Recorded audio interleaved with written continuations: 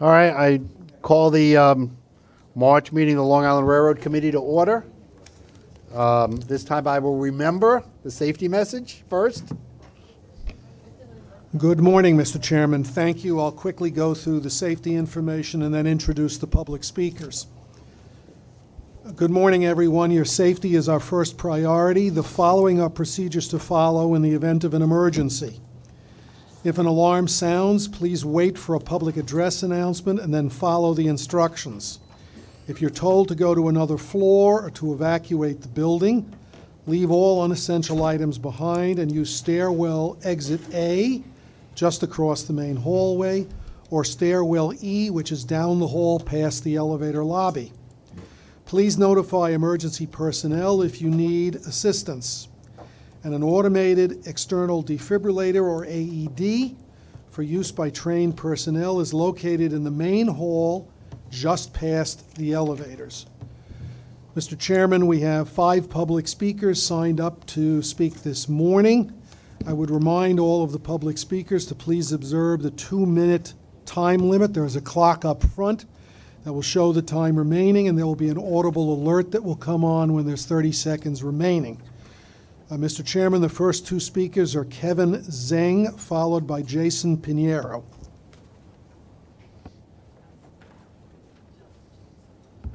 Hello, good morning to Mitchell Powley and Philip Inc. My name is Kevin Zhang. I would like to request that the Eastside Access retrofit Wi-Fi and USB all-wheel cars and M9 and M9A needs Wi-Fi. Because Eastside Access is taking a lot of time to complete and delay during building at Grand Central Station and pushed back for years to complete station. So it needs to speed up the Eastside Access and complete at Grand Central Station so it don't have to be delays. All-wheel cars needs to retrofit Wi-Fi and USB that they don't have. M9 and M9A needs to install Wi-Fi and is still testing. Once the M9 and M9A will be complete testing, and then the M9 and M9A are in service to check out if the Wi-Fi is working or not, since the M9 and M9A are delayed testing and delivered. Thank you and have a nice day. Thank you, sir.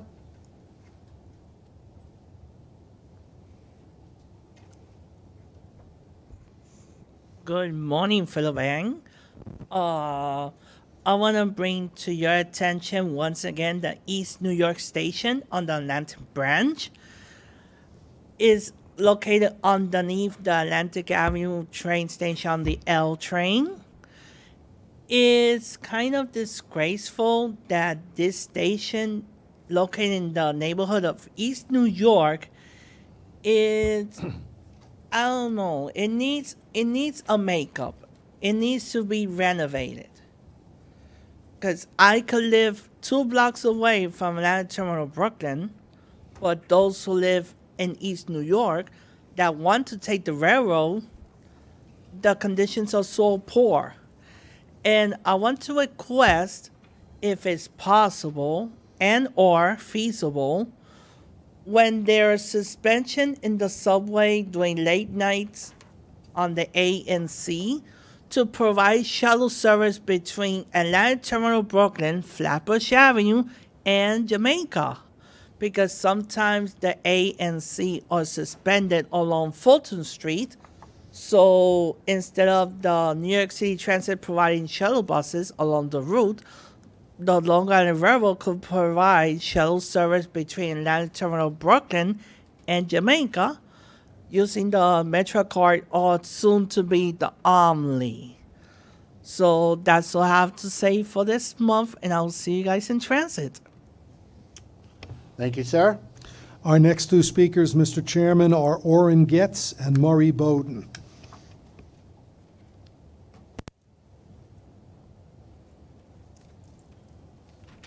Good morning, ladies and gentlemen, members of the board. My name is Oren Getz, and I'm on the Metro North Rail Commuter Council.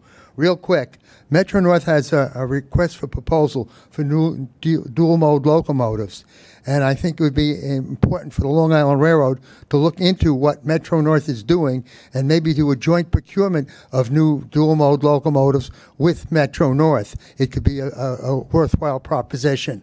Also, New Jersey Transit is purchasing new multi-level coaches. These coaches are already in service in New Jersey Transit, Montreal, and in Maryland. And it may be good for the Long Island Railroad to look into purchasing some of these coaches along with New Jersey Transit. In addition, New Jersey Transit's buying what they call power cars, which can convert a system of these multi-level coaches into multiple unit trains. This would provide extra flexibility, and it's something definitely that the Long Island Railroad should look into and see if it's worthwhile for the railroad. Thank you very much. Thank you, sir.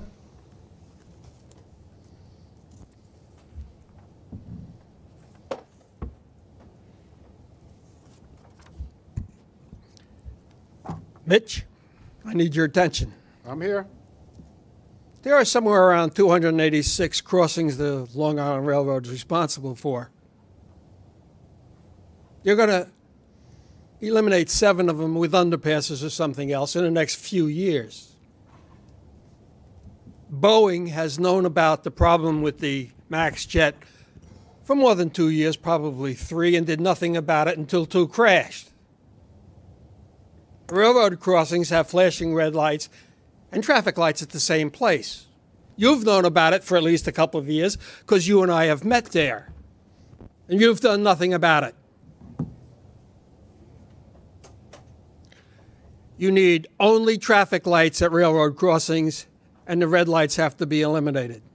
You have the pictures in East I sent you years ago. If you're not prepared to immediately address the issue, please get off the board and let somebody else do it who can. This has gone on long enough. You haven't done your job. And if you can't do your job, time to retire. There are a lot of young people who know exactly what to do. We've let people get away with this much too long. Phil does a very good job. He does running the railroad well. Your job is political, and you haven't done it. Either do it in the next couple of days or get off the board quickly. Mr. Mack, it's good to see you back. Good to see you. Thank you, sir. And there will be a full grade crossing elimination report at the next safety committee meeting as per my request. So we will discuss that and a variety of other issues.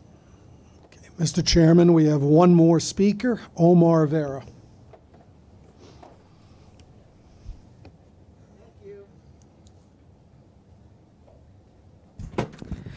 Good morning, MTA Board's Long Island Railroad Committee. Welcome back. It's that time of month again. First of all, I started noticing East Side Access is going by fairly smoothly already. Lots have been accomplished, and I thank the whole capital construction team for working on it. Thank you, sir.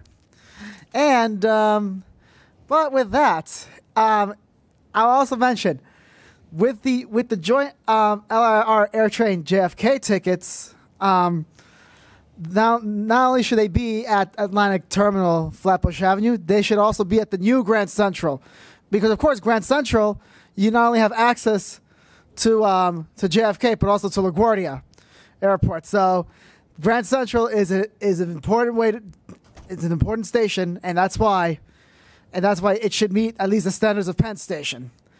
Yeah, I understand that based on the structure, Amtrak can't really serve anything other than like going northward, but you know, we must always strive to improve what we can improve and try to be very, you know, innovative.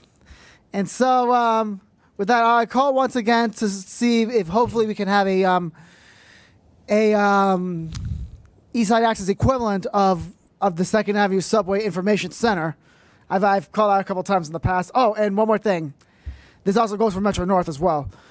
in the city, it is not necessary for like trains going to Manhattan to say to New York when you're within New York City. That's only necessary if you're outside the city and you're taking a city-bound train. That's all I have to say, and I shall see all of you later. Bye. Thank you, sir. That concludes our public speakers, Mr. Chairman. Okay, thank you. I have the minutes of the February 25th meeting. Are there any changes to the minutes?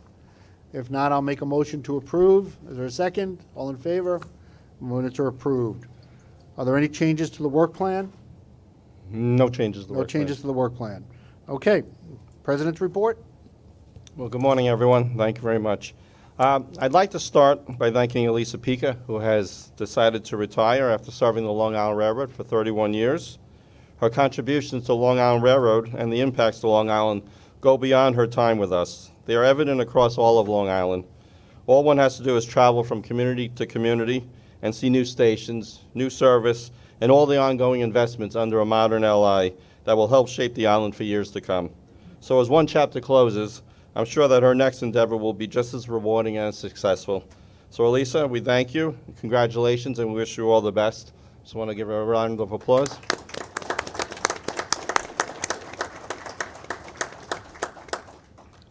Dedication and service are important traits, and 2 points that come to mind when discussing the tragic incident that took place in Westbury at School Street, grade crossing several weeks ago. This was truly an awful occurrence, and our thoughts and prayers go out to all those involved. But if not for the heroic actions of the locomotive engineer, the train crews, the MTA PD that immediately followed the incident, the outcome could have been far worse. They moved people out of harm's way and kept customers calm while evacuating riders safely. I cannot say enough to acknowledge and thank all the women and men of Long Island Railroad. The tireless work by our team under extreme and emotional circumstances were paramount in allowing us to safely restore limited service the next morning and full service within days. The sense of urgency we've been cultivating on the Long Island Railroad Forward was evident as we made timely critical decisions to strategically and safely accomplish the mission and target daily milestones to finish work or provide service during peak hours. Timely messaging to our customers was a key component of this, allowing them to make informed decisions during their travels. And we continue to see that our Long Island Railroad Forward strategy is yielding positive results. Our improving on-time performance for February and into March supports this. Prior to the tragic events at School Street Crossing, our on-time performance for February was at 94.17%. We finished February with an OTP of 92.08, and while March is only 3/4 complete, we are trending in the right direction. Targeted efforts between switch upgrades, PSEG pole replacements, new low adhesion protocols are mitigating the delays and cancellations that crippled the railroad in the past. We know that these are the right steps to take, and that is why we're not letting the foot off the gas. Our engineering crews are working around the clock to continue infrastructure upgrades and double down on inspections in high priority areas. We are committed to focus limited resources on those areas that we can control and have the highest value, while we better prepare ourselves to respond and mitigate impacts during events that we cannot control. I'm proud to report that in February, we saw another increase in ridership of over 68,000 more rides than last year. It's impossible not to see the growth that's happening on Long Island and how this growth is inextricably linked with the need to continue our work on improving and modernizing the system. New neighborhoods are developing and the economy is booming. It reaffirms how vital the Long Island Railroad is to continuing and sustaining this growth and why we're working so hard every day to build for the future. And of course, on the Long Island Railroad Forward, customer communications remain a top priority for us. My LIRR, a new train finding tool, has been well received by customers. We've had over 41,000 unique users to date, and we're seeing more and more customers returning to use it multiple times during the week. Our riders now have the reassurance of knowing where their train is in the system, of any delays, incidents that may affect their trip, and how long that trip will be. We continue to make adjustments, and we'll be adding features based as we receive feedback and suggestions from our users. And our customer communication conversation program continues. Last week, customers met with railroad senior staff and myself at Jamaica Station to share their thoughts and to learn about ongoing and upcoming projects. And in April, we'll be hosting 2 more events at Atlantic Terminal and Penn Station. And I encourage all our riders to take advantage of our Meet the Managers program, where our branch line managers go to your home stations and discuss issues pertaining to their stations. And finally, as you know, there is a tremendous amount of work we're undertaking and supporting this summer. In the upcoming months, we will be providing details as we coordinate with our partners. We've set a new course for ourselves, one where we challenge conventional thinking, where we restore and strengthen today's system while growing it for tomorrow, where we make every dollar count and leverage our resources and relationships to identify new revenues. We remain focused as our work is far from complete. Thank you very much. Any questions or comments for the president? Okay, if not, safety? Good morning. We're reporting on our safety performance through January 2019, and that report can be found on page 22 of your book. A few key highlights. Our average reportable customer injury rate again decreased 38% from 2.93 injuries per million customers to 1.83 million customers. There is a change in the numbers. Our MTA Tracks program partnership reached over 8,400 participants through the end of January. While I appreciate their dedication and their hard work, we weren't able to reach 24,500. In addition, we experienced a 30% decrease in the average reportable employee lost time injury rate. That decreased from 3.79 down to 2.65. And one of the key highlights for me always, we had our third annual school safety slogan contest. And we were able to go out to the schools in March to present the winners with the banners that are going to be hanging in their local stations. So at the elementary school level, we received 71 entries, and I'm pleased to report that Mrs. McAllister's 5th grade class from Lee Avenue in Hicksville won for their slogan. It's a good sign if you have safety in mind. And if you go to page 22, you can see how the banner appears, and that's already hanging up at the station. And then at our middle school level, Dominic Lane from Miss Poulis's class at Oregon Middle School and Pat Med School District won for his slogan, "Doesn't matter if you're big or small, safety is for all." And I can't stress enough how much we appreciate the partnership that we have with the school districts in Nassau and Suffolk, Queens, Brooklyn, and Manhattan, because they're really a key partner for fostering that value of safety within the communities that we serve. So I really want to extend my appreciation to all the schools that participated in the contest, and we look forward to them participating again next year. I'm happy to answer any questions you may have. Any questions on safety? If not, capital construction?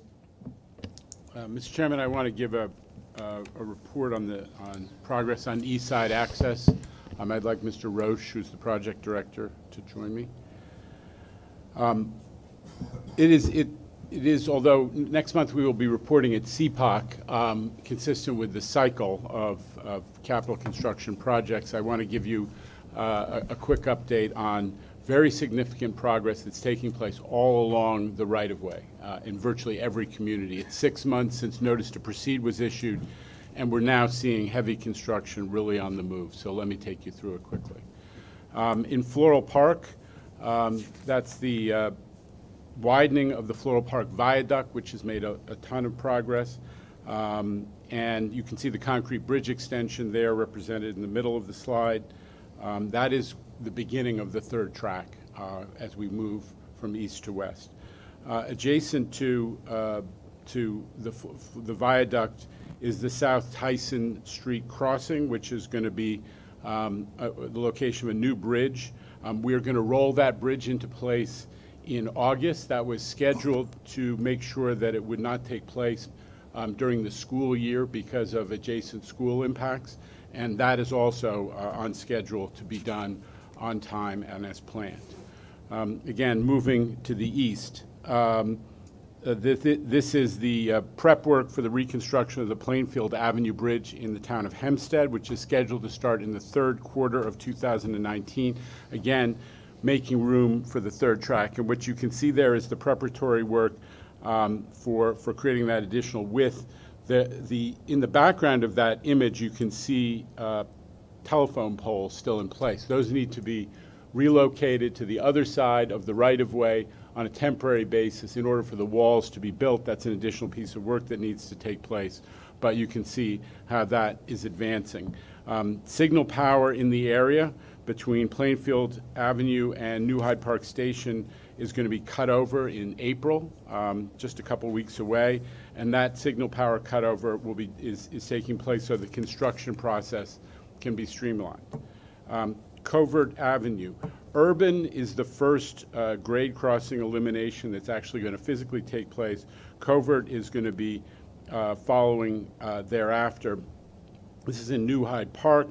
We're getting ready for the full closure in mid-April. It's scheduled to reopen in October, and we're taking that schedule very seriously. So you can see all the preparatory work that's going on to get ready for that as well, in keeping with the schedule of the project.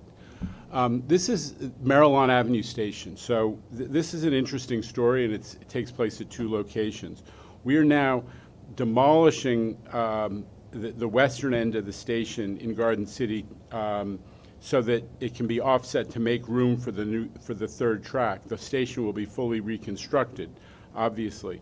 But this is one of the benefits of a design-build approach, which is there was supposed to be a full closure of the station. However, the innovation aspect of design-build resulted in the contractor coming up with an idea for a partial closure and phased demolition, so that we can now have service to this area, to this station, using 6 cars access at a time. So that's a success, and it's reproduced elsewhere. In Mineola, we're installing one of the major parking garages. This was a surface lot. It's going to be a structured parking lot with, I think, 500 spaces in it. And there is the excavation and the pile driving is largely complete. That did have some noise impacts in the area, but we're largely through that, and again, on time and on budget. Cherry Lane, this will be the first full bridge replacement. It's going to be rolled into place in June of this year.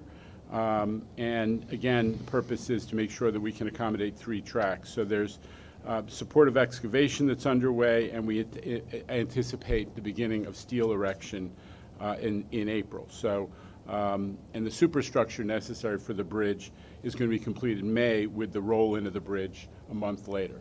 So that as well is moving forward. Carl Place, this is the other station where we're doing the phased demolition and phased closure of the station, same as Marylawn Avenue, able to maintain service, and again, contractor idea. Urban Avenue, the Urban Avenue grade crossing in Westbury. It's now closed to traffic. It's the first grade crossing. It's going to be eliminated. When it reopens to traffic in the third quarter of this year, it will be an undergrade crossing. This is also sort of indicative of the approach. There's a September 9th deadline for the reopening, but there are incentives for the contractor to get it done earlier, so we're very hopeful that it will be done, hopefully in advance of Labor Day, but we'll see how that works out. This is you're seeing image of excavation that's done in only 2 weeks since the closure, so they've gotten a ton of that work done preparatory to the undergrade crossing being installed. All of this work is going on with, one of the things that we're proudest of, and I think it's just good project management, is an intense effort at community information and community involvement. In anticipation of these road closures, we blanket the community with notifications. There were 5,000 flyers, I think, distributed to local schools, where we give flyers out so kids take them home, literally. There are flyers gone door to door in English, Spanish, and Creole. And there's an e-blast process for 2,400 people who are on the mailing list.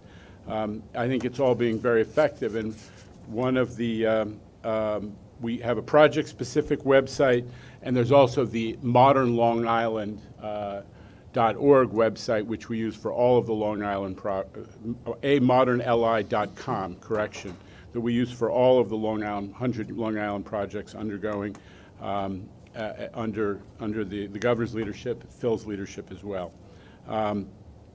We do weekly updates on both of these outlets, and we provide predictive timeframes for each phase of each element of work, which I think is very reassuring to people, so they know, it's going to be closed for this long, and these are the deadlines we can expect. The result is a pretty high level of community satisfaction. We actually do this formal outreach and scorecard for people who live along the right-of-way and in the area of work, because the contractor has a bonus incentive that's based on it. We did 1,800 plus scorecards sent to resident homes, and the results were grades running between 82 out of 100, and in some cases 100.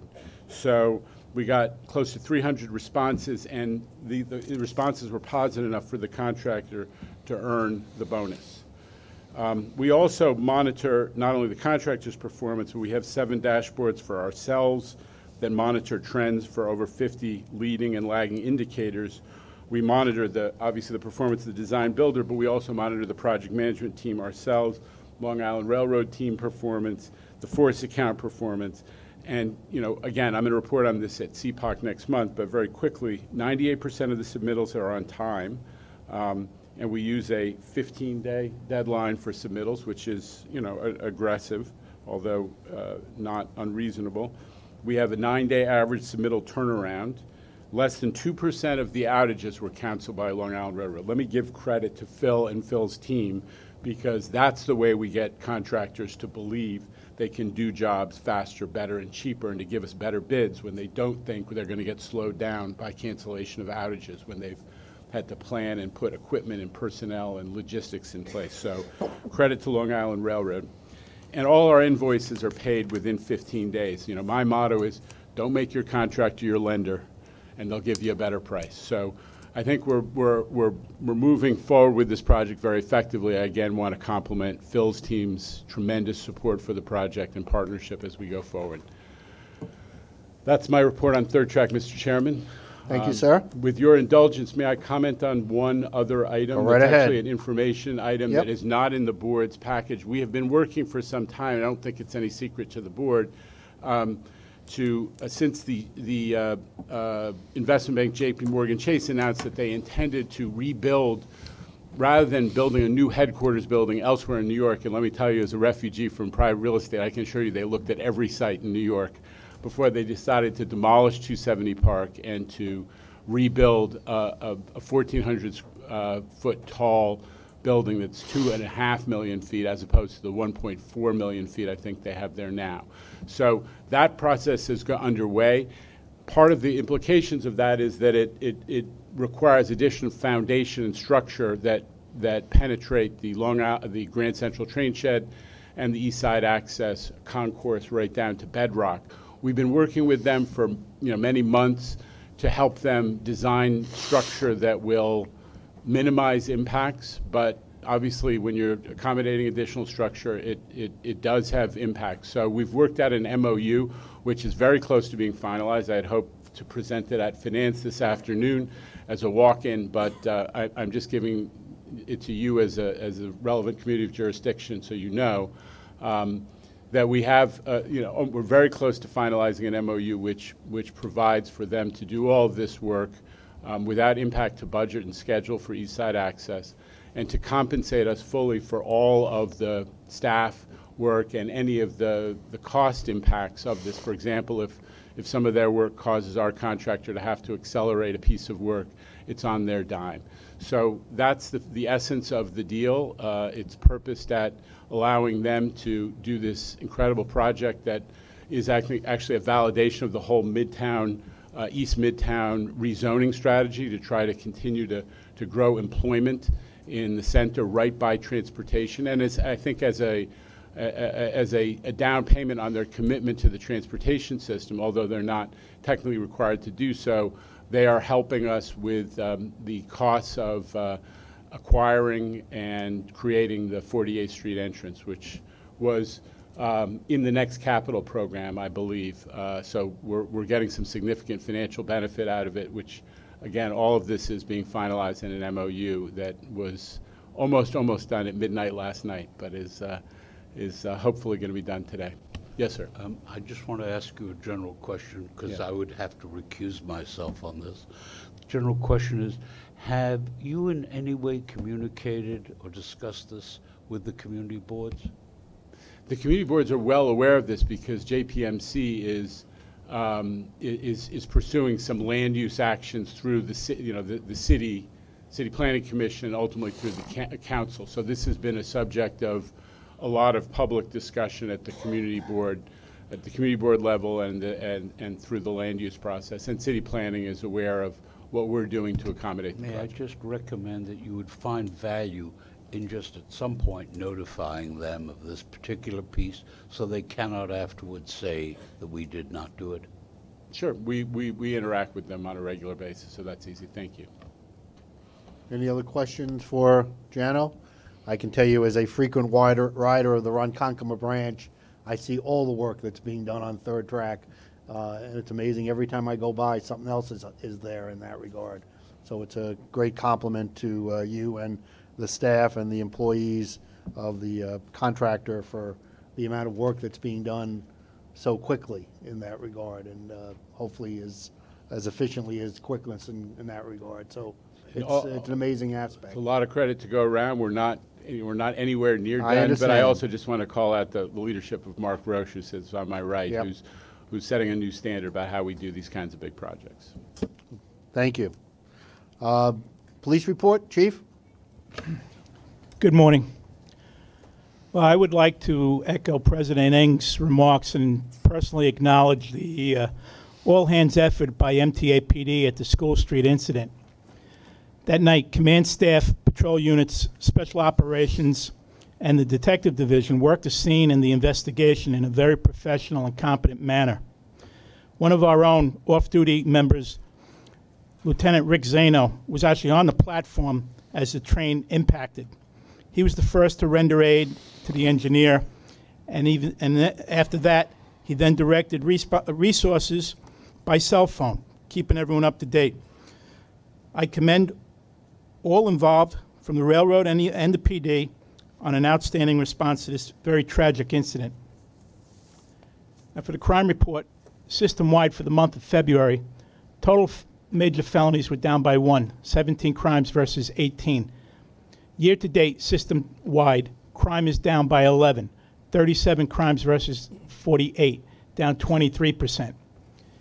On the Long Island Railroad, during the month of February, Long Island Railroad experienced an increase of 1 crime, 5 versus 4. That was 1 felony assault on a police officer, 1 grand larceny auto, and 3 grand larcenies. 2 of those 5 resulted in immediate arrests. Year to date, total felony crime on Long Island Railroad is down by 1, 15 versus 16. That concludes my report. Any questions for the chief in that regard? Thank you very much, and I do want to also acknowledge and thank the railroad and MTA police for their tremendous work on the day before St. Patrick's Day, the Saturday. Having to go into the city for a different reason. I never saw the train so packed, and I cannot imagine putting one other person in Penn Station when I was there at 11:30 in the morning. But it was all done very efficiently and safely, and I want to thank both the railroad and the MTA police for making sure everybody got back and forth safely that day. Thank you. Okay, information items. Mitch, we have 6 information items this month. Strategic Investments and Planning Study, the annual elevator escalator report, our spring track work program staff summary, annual customer satisfaction survey, PTC status report, and Penn Station concourse improvement staff summary. And we're available to answer any questions that we have. I'm sure you might have heard the conversation that took place regarding the elevator escalator report at Metro North, and I know Kathy is going to reach out to you. There's a couple of pieces of that which are Long Island Railroad related, so she will reach out to you for that information in regard to that as we go forward. So she's putting together a report for the Metro North Committee for next month, but there, as I said, there's some pieces in that are Long Island Railroad related. Vinny? Yeah, so just more of a comment on the Long Island Railroad employee, the survey. Again, coming from the craft and with the leader of our labor organization coming from the craft, we're very proud of the conductors and onboard crews that continue to demonstrate high marks on board. It's very rewarding when the customers, regardless of how challenging things can be, can continue to acknowledge the professionalism and the courtesy and responsiveness of train crews. So personally, I'm proud of our membership for that. Also, I'd like to add, the key word of the survey is responsiveness, because when the customers can believe that there's professionalism of frontline employees. To me, that also includes an element of safety, that they feel as though they're safe on board our trains because our customers are there for them. Also, a shout out to the ticket sellers of our sister organization of good friends at the TCU. Frontline's always there doing the right thing behind the windows and as ambassadors. And the overall high grade for all employees should be recognized as well, because behind the scenes, the people that are out there fixing and cleaning and repairing and involved in all of this capital construction in the mix should be also praised, because even though they're behind the scenes, their work is instrumental. So, you know, again, it sounds a little selfish, but as a labor guy, we couldn't be more proud of our workforce. I think we all agree, and thank you for making that happen. Veronica? I'd like to second Vinny's thanks and comments, particularly with regard to the employees, and also point out the improvement in the condition of the seats, which was a big source of media reporting some time ago. So it's great to see that there's been measurable impact on the public perception of how the seats in particular are maintained. I'd like to say thanks to both, because the employees are doing a tremendous amount of extra effort in terms of working through you know, challenging times, because the fiscal constraints right now, and we're finding new ways to do things, and the employees are stepping up, and you know, I couldn't be more proud of them. Thank you. David? Chief Monahan, I want to compliment you on keeping us safe and keeping the crime down. Thank you. And I'm one other thing. I'm sure that the now that we're moving forward on the Penn Station redevelopment, the Penn Station numbers can only go up in that context. We all understand the handicaps we all face at Penn, but the new plan to make the corridor longer and wider and safer and more efficient with the new entrances and exits, I'm sure will provide a tremendous benefit to our customers in that regard. Chuck? Phil, I'm sure that your statements of appreciation to the workforce resonate and are well received. I would recommend to you, however, that not only do you communicate directly with them through public media and otherwise, but that you maintain a constant line of communication that is amicable to the best possible degree with the unions that act for them. It is essential in labor relations that management reach out to try and achieve that result. I'm not saying you haven't, I'm just saying it's worth doing. Commissioner, I appreciate that. Thank you very much, and we will, and we have been. Randy, I'm sorry. I couldn't let, as a former frontline employee at the Transit Authority, I've taken quite a few rides recently on the Long Island Railroad, and I found all the employees to be absolutely 100%. Any other questions? On PTC, for 1 second, could you just give us, I know there was a question with regard to the testing on the Port Washington branch, which started and then had to stop. I was wondering if someone could just give us an update as to where that is at the moment. Is Debbie here? I believe we restarted today, but I'll let Debbie confirm. Okay. Yeah, we actually resumed RSD today on Port Washington, and our plan is to try to initiate RSD on the second pilot line within the next few weeks. The software that we have currently proved to be fairly reliable. We're actually very happy with the outcome of this release. Moving forward, you know, cautiously optimistic that the contractor will keep their schedule. It's very aggressive, but so far it looks good. And we'll continue to visit the factory, continue to test the software there, bring it to the field, test it, and it'll just require a lot of work on our part. Where are we in relation to the time period we need for the FRA certification to move forward on the testing aspect? The certification requires the safety plan to be approved, and we're still on target to submit our safety plan in July. We actually have a first page-turning exercise with the FRA on April 8th. Okay. And obviously, as you know, we had the contractor in last month. I think they heard from the joint committee the importance of the project, and I put that with a capital I, and our frustration, and I put that with a capital F, as to what they were doing and how to make that happen. So please keep us informed. We are going to call the contractor back in the fall to ensure progress is being made for the Long Island Railroad and Metro North in that regard. So please keep us informed as to whether or not there are any activities that you don't believe are in the best interest of the commuter railroads. Thank you. Somebody else had their hand up?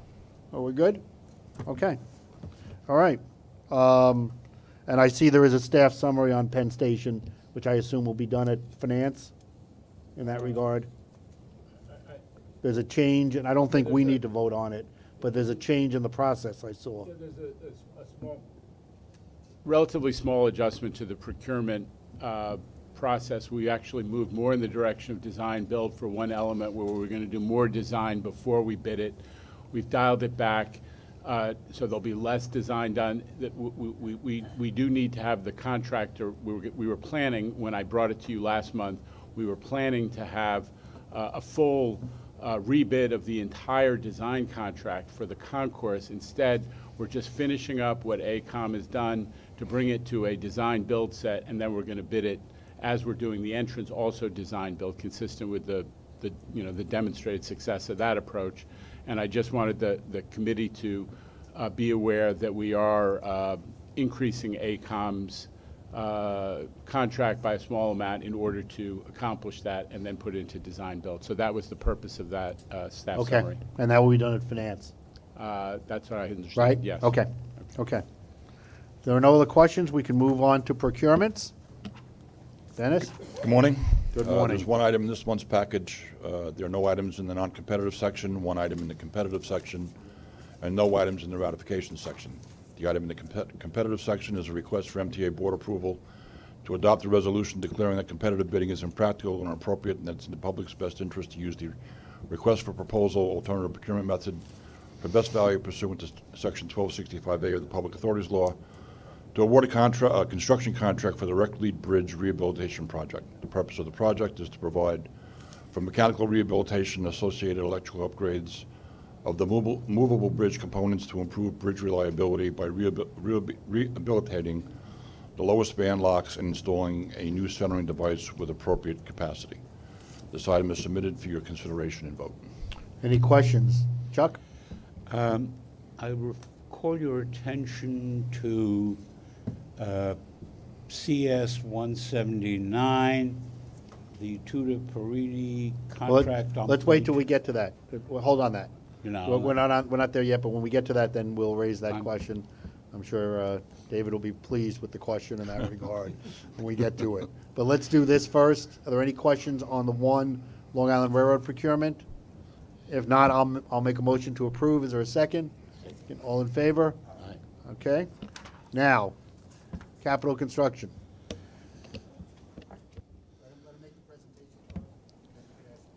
Sure. Good morning.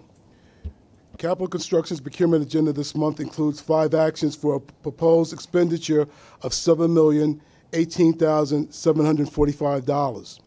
There are no items in the non-competitive section. There is one item in the competitive section. The item requests approval to award a modification to the East Side Access Midday Storage Yard contract to furnish and install a new lighting scheme for the amount of $1,485,135. This item is submitted for your consideration and vote.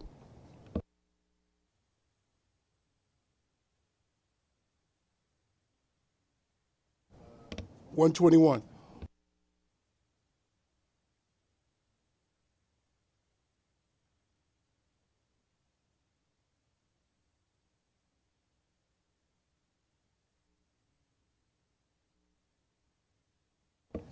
There are 4 ratification items this month. The first 2 request ratification of 2 modifications totaling $2,334,669 to the East Side Access Systems Facility contract in order to furnish and install cable trays, antennas, antenna cable, and associated hardware and incidentals in the East Side Access caverns and concourse. The next item requests the ratification of a modification to the system, also to the systems facilities contract to provide network and circuit redundancy for the public address and visual message sign system for the amount of $2,163,594. The last item requests ratification of a modification to the GCT concourse contract for reorientation of 4 chilled water pumps in the 50th Street ventilation facility, along with reconfiguration of associated piping for the amount of $1,035,347. These items are submitted for your consideration, vote, and questions. Now, Chuck. I have 2 questions. First, with respect to modifications 193 and 194 that show up on 123 and 124, and on modification 175. Are you of the view that these items could not have been contemplated in the original contract? And I'll tell you why I say that. This is about the 4th or 5th modification in that area, and I just want to know, why do we have to keep every Monday, Wednesday, and Friday doing that? I'm going to ask Mr. Troop to respond on our behalf about the radio frequency issue. So in regards to the radio frequency issue, I think the board had heard about this before, but the what that's a result of is it originally was designed as a conduit system. And the contractor came and did an RF study, in the existing space to understand how that would be laid out. And we went in and we put cable tray in on those to be able to provide for the radio antenna cable. And also this will provide for the Wi-Fi as well. So could it have been contemplated? What I will tell you is we do assume it to be, we are pursuing an E&O on that from a standpoint of the designer being able to push this forward. It should have been, like I said, better simulation studies should have been done on that.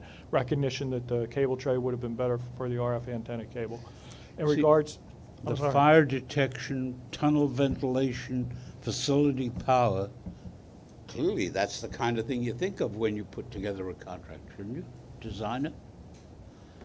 Yes, and I'm not entirely sure about the question. If you could rephrase the question. Well, if you will take a look, the question is why, in your view, and Yes. I'm not No, criticizing understood. the modification, why the designers do not put that in the original contract rather than coming back with constant modifications? I think, well, again, what I will tell you is from a systems end for a job this complicated, okay? And I'm not making excuses for the designer, but a systems job that they have done, what they have done is they have designed the system.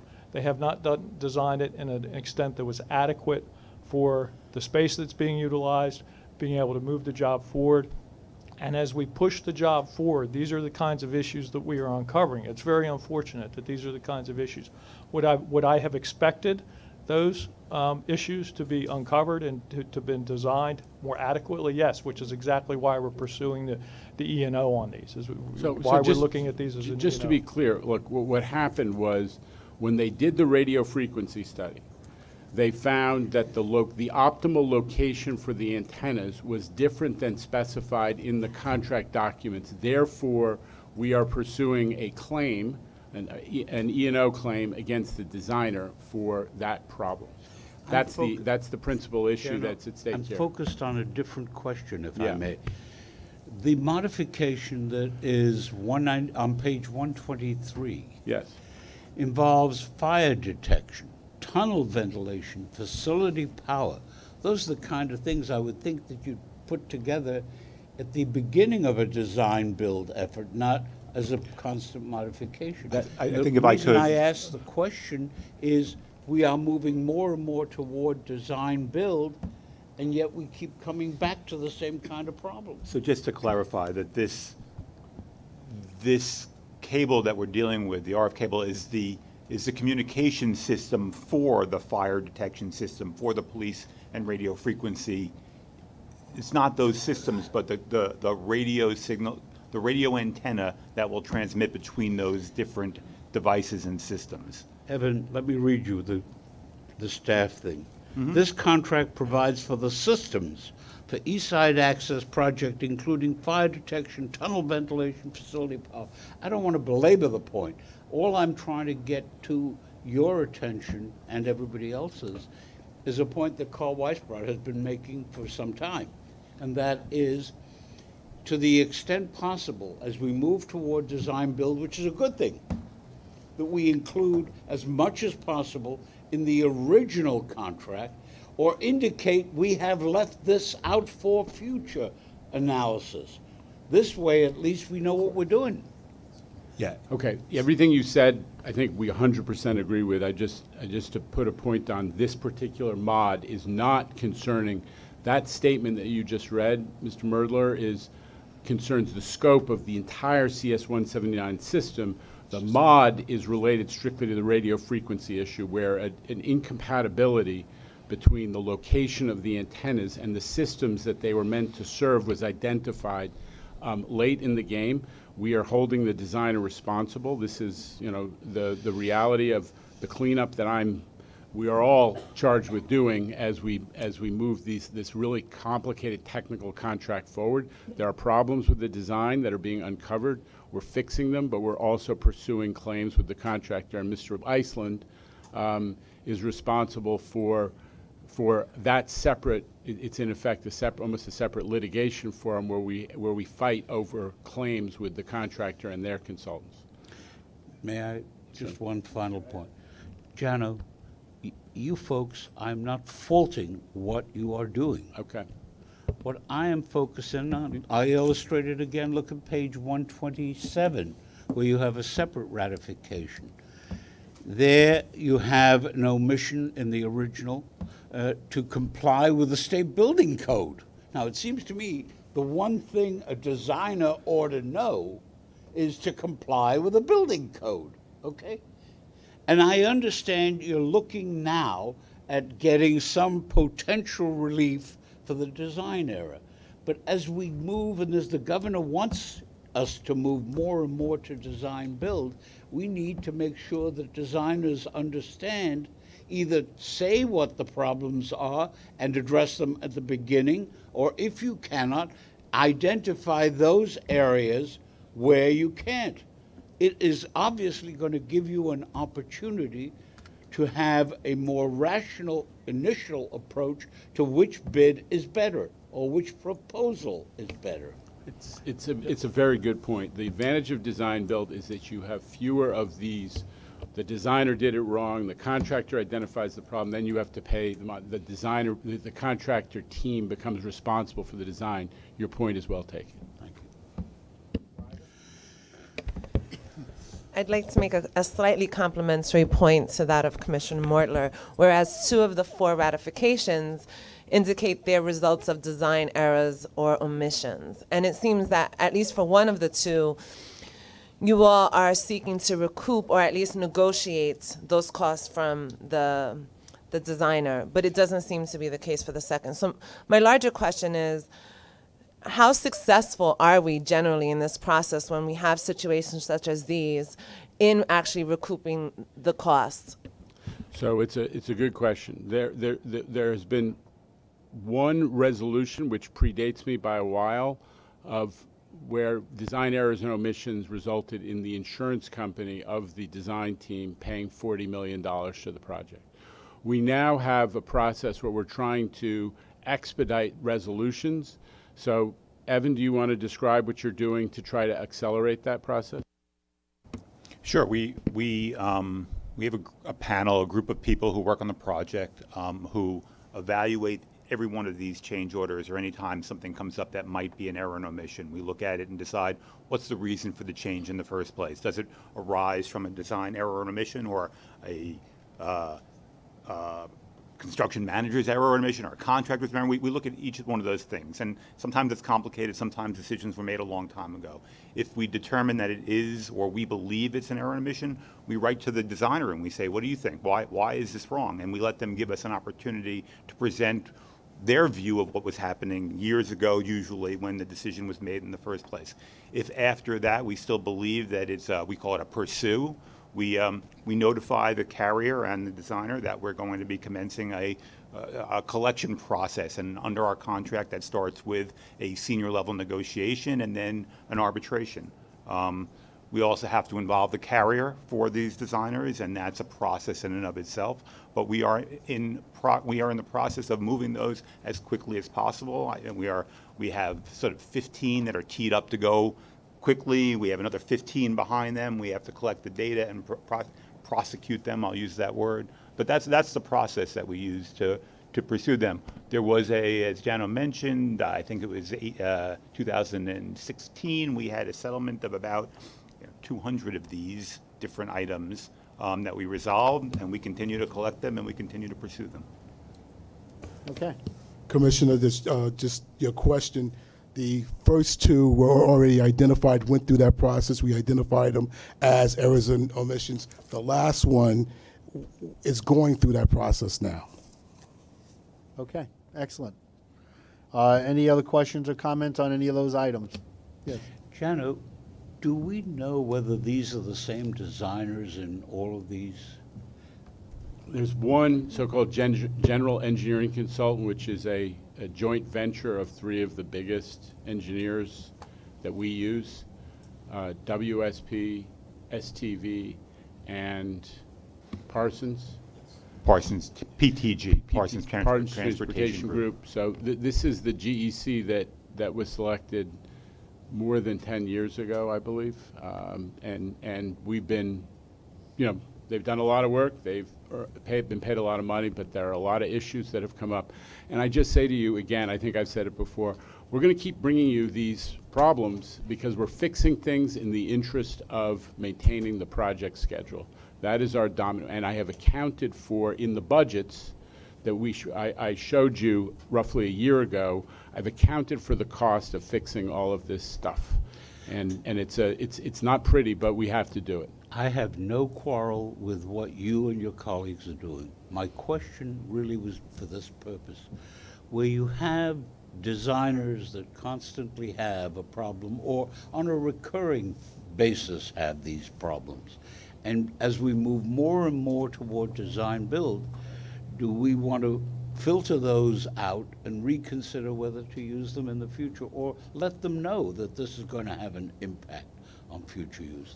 That's all I'm trying to ascertain by the question as to whether or not we know who they are and whether or not we know who they are, and they're some of the bigger consultants that we use. Big doesn't necessarily equate with good. That's the problem. I understand. Okay.